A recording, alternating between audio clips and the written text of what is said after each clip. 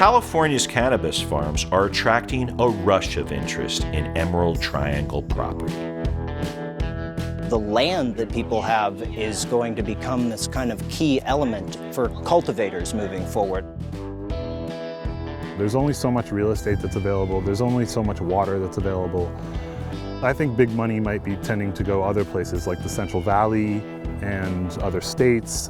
You go up to Humboldt, real estate's gone up 300%. Mendocino County is on the brink of pushing an ordinance that's permanent and has long-term viability, and our real estate market is then going to jump. The dynamics of change are pushing farmers to adapt to a whole new world. Everything's evolving so fast right now, it's hard to keep up.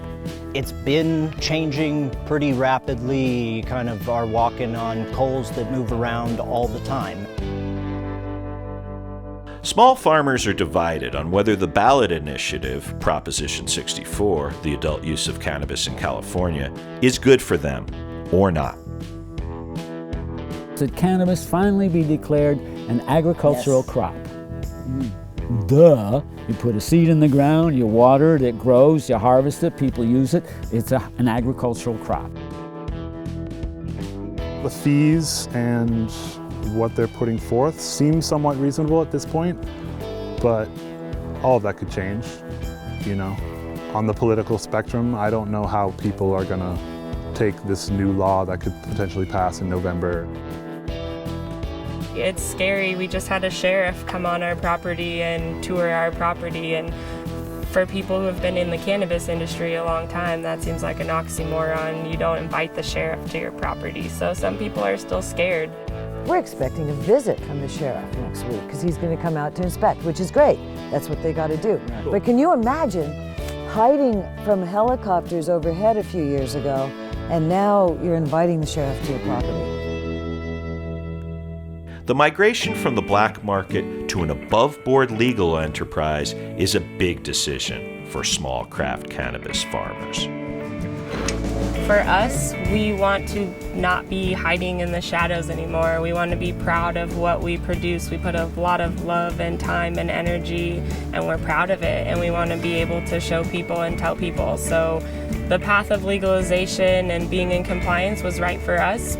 We as small farmers in Northern California need to have cooperatives, and I think we need to be able to come out of the woodwork. It kind of remains to be seen if the little farms that are out there are going to have a place at the table. I mean, we're all fighting very hard, and we're trying to organize and cooperatize and be large groups that speak for many people, and hopefully that's going to work, and in this country it should work.